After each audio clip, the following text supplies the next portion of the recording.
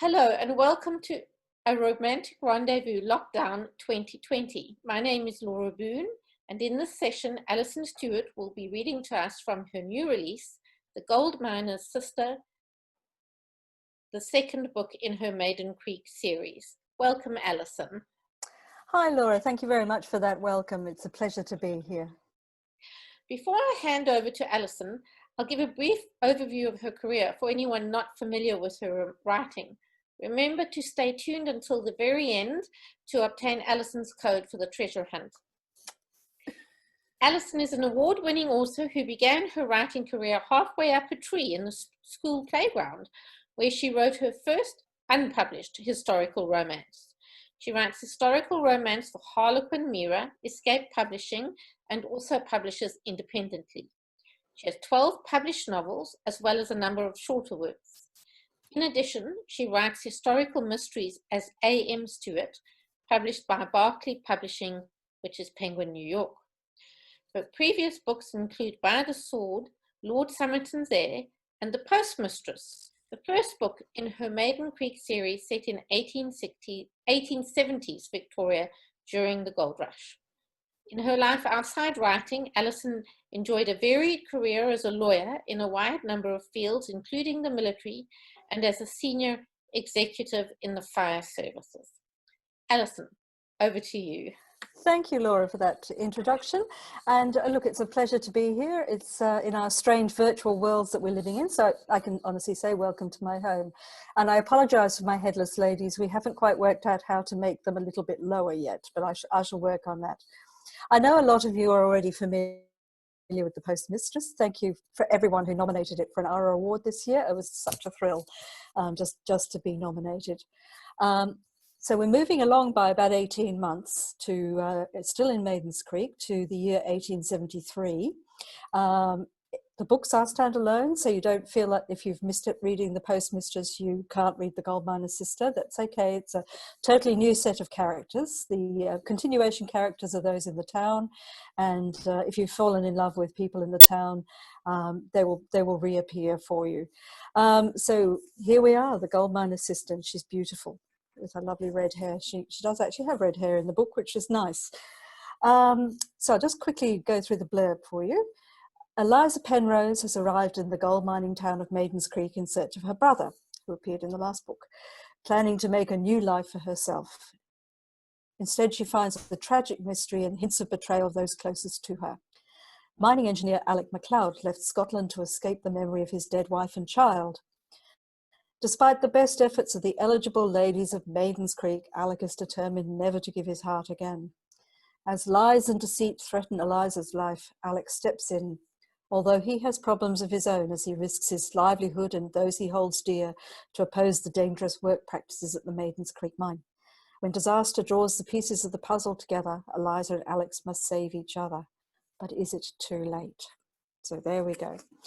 Now, this is actually coming out in audio, so I feel a little inadequate doing my own reading of it, particularly as the narrator is doing such a fabulous job, although she does seem to have made the entire town Scottish, which I find quite amusing. So please forgive my horrible attempts at Scottish and other weird accents. That sort of kind of come. You are as good as my lovely narrator. So I'm going to start with chapter 1. 20th of June, 1873, Maidens Creek, Victoria. Out of the way, woman! Eliza Penrose jumped back, tripping on the wooden boardwalk as a chestnut horse careered down the road, avoiding bullock carts and pack horses and sending pedestrians jumping for safety. She fell backwards into an undignified heap, gasping for breath as a small crowd began to gather round her. A child laughed. "Are you hurt?" Amos Burrell, the coachman who brought her to Maidens Creek, crouched next to her, concern written on his broad, friendly face.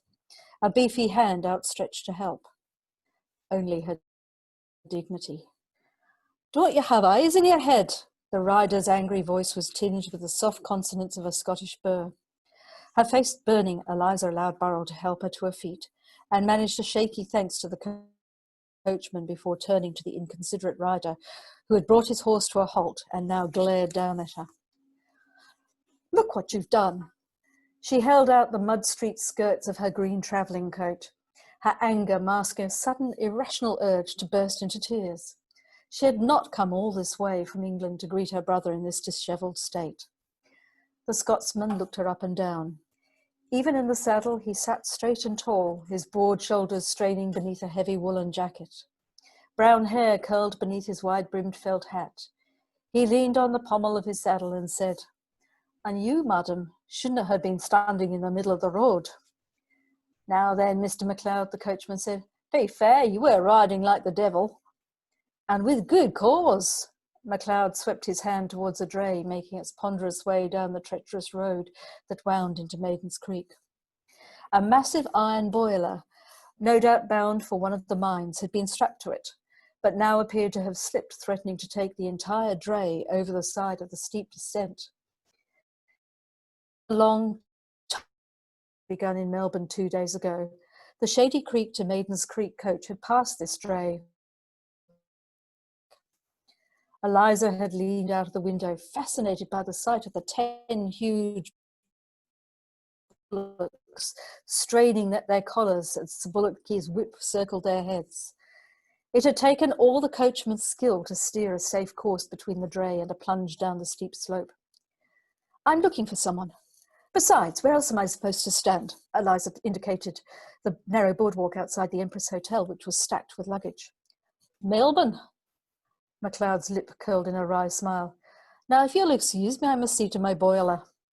He touched his fingers to his hat and put his heels to his horse, leaving Eliza standing on the boardwalk in her ruined travelling clothes, seething with impotent fury. "Who was that oaf?" she asked Burrell. He smiled. "MacLeod. He's the mine superintendent up at the Maiden's Creek mine." Eliza's heart lurched and she turned to watch the rider. He had reached the stricken dray and dismounted, lending his shoulder to right the heavy boiler.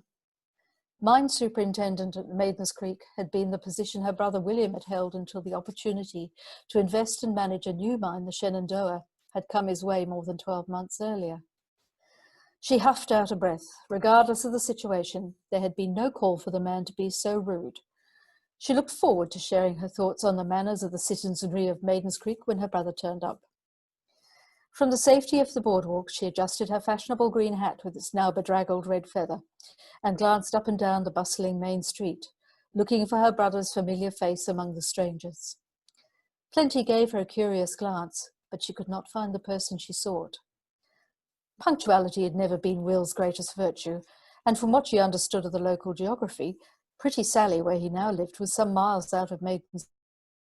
Perhaps he had simply misjudged the distance to travel, or had a problem at the Shenandoah mine required his urgent attention. Maybe he hadn't received the letter she'd sent from Melbourne, a missive addressed merely W.J. Penrose, store. It seemed somewhat vague. Eliza's chest tightened with disappointment that Will wasn't there to meet her. She had spent the uncomfortable coach trip imagining their reunion after all these years. So much to say, and of course sad news to impart. Will had always been close to their mother, and her death would be a grief to him. "Are you expecting someone to meet you?" Burrell asked. "I thought my brother." She cleared her throat and raised her voice to be heard over the cursing and shouting of the bullickies and the incessant thump from the batteries of gold stampers. It had been years since the rhythm of the mines had marked the passing of her days, the cadence of the stampers as familiar as her own heartbeat. She squared her shoulders beneath her fashionable but now ruined coat and addressed the coachman. "Would you be so good as to direct me to the house of Charles Cowper?" Burrell raised an eyebrow. "Charles Cowper? What would be your business with him?" "He's my uncle." "Your uncle?" Burrell scratched his nose and frowned. His eyes widened as he made the connection. "Then you'll be Will Penrose's sister. Should have seen it when I took you on board at Shady Creek." A wave of relief washed over her. "Yes, I am. I thought he'd be here to greet me, but I sent him a message, but as he appears to be detained, I'll go to my uncle's house and wait for him there." Burrell's gaze slid to the coach and he cleared his throat. "Oh, I'd best be seeing to me horses. Cowper's house is up there."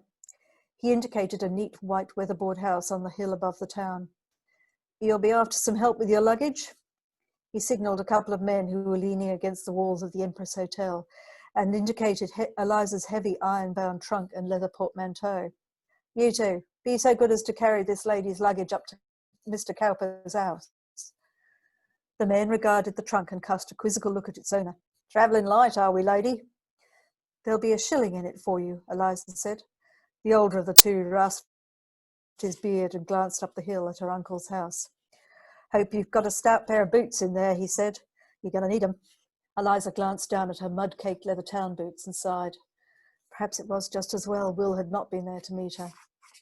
She thanked Burrell for his assistance, lifted her bedraggled hem. Dodging puddles, pack horses and wagons, she made her way up the main road to the zigzagging track that led to her uncle's house, followed by the two men carrying her luggage. She arrived breathless from the exertion of the steep climb to the front door. As she waited for her knock to be answered, Eliza glanced back at the way she had come. The town lay below her, snaking its way haphazardly along the line of what had once been a stream, but now looked and smelled like an open sewer. A large tailings heap at the north end of the town marked the existence of a sizable mine, the newly crushed rock bright against the older slopes that rose behind the buildings and machinery. That had to be her uncle's mine, the Maidens Creek mine that Will had described in his infrequent letters. The slopes that rose above the town had been largely denuded of vegetation, apart from occasional clumps of ragged eucalypts and sad tree ferns, and she had a clear view of the troublesome bullock dray, its load now righted, picking its way down the road into the town, guided by the disrespectful Scot on his chestnut horse. Melbourne, indeed. She had no intention of going back to Melbourne, or England, or anywhere else. After the years cast adrift from her family, her place was here beside her brother, building a new life together. Yes, can I help you? Eliza started and turned back to the house. A small, neat woman in a brown gingham dress under a spotless white apron held the door open, her brow creased in suspicion. Eliza summoned a smile. Good afternoon. My name is Eliza Penrose, and I'm here to see my uncle. The colour drained from the woman's face, and she took a step back. Miss Penrose? Mr. Cowper said nothing about expecting you. I presumed my brother William would have told him that I'd left England and would be joining him here at Maidens Creek, Eliza said, too exhausted to be polite. The woman took a breath and shook her head. No, Mr. Penrose said nothing to us.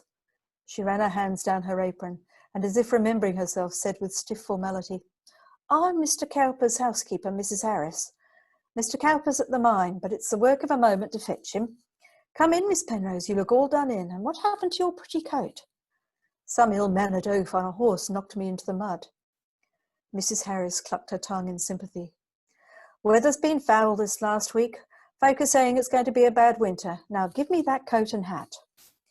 Eliza gratefully divested herself of her sodden coat, hat and gloves into the hands of the housekeeper, who showed her into a small but well-furnished parlour with a pretty bay window.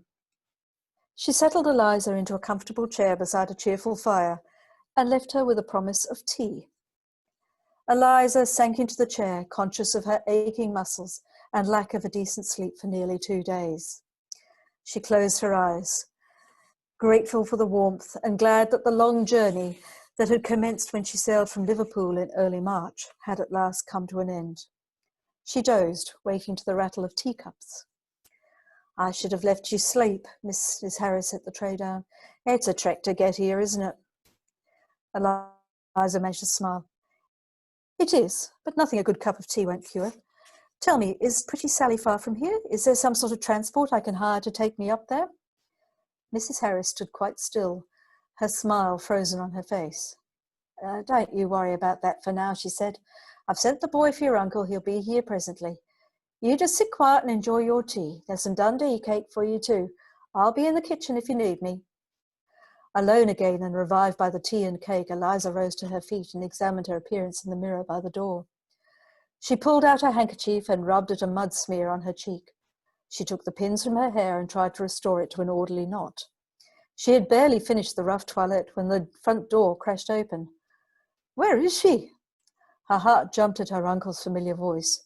She didn't hear Mrs. Harris's response as the parlour door opened, and Cowper stood in the doorway, flushed and panting, as if he had run from the mine. She barely recognised him. Before Charles Cowper left England, he'd worked with her father and been very much a part of her life, but it had been years since she'd last seen him. Those years had added inches to his waist and seen the loss of most of his hair. Only a luxuriant moustache. "Eliza, my dear," he began, but had to pause to catch his breath. "What in the good Lord's name are you doing?" Eliza frowned. "Didn't Will tell you I was on my way?" Cowper coughed. "Will was tense and her nerves tingled. Something was wrong. "Where is he?" She glanced at the door, through it. Charles Cowper placed a hand under her elbow and guided her back to the chair by the fire. He drew another chair up and, holding her hands in his, sucked in his moustache. "My dear, you cannot have got my telegram or letter." She shook her head. "I've been on a ship for over 3 months. We only docked a few days ago in Melbourne. Has something happened?" She saw the answer in Cowper's face, even as he said, "Will is dead." And I think I'm going to leave it there, Laura. The rest of the chapter continues, but people are welcome to read it for themselves and find out how Will died and what problems that's going to mean for poor Eliza. That is absolutely intriguing, Alison. I loved the Postmistress, and I can't wait to download and read this one. Thank you. Could I ask you to hold up your treasure hunt code? The all-important treasure hunt code. Get it round the right way. Here we go. Perfect. That's wonderful. 3, 4, 5, 6, 7, 8, 9. Thank you very much. Is that long enough for everybody? Hope so. Wonderful. Well, happy reading and happy treasure hunting, everybody. And thank you, Alison, again for absolutely fascinating reading and another lovely book for all of us. Thank you very much. I do hope you all appreciate that support from ARRA. Thank you.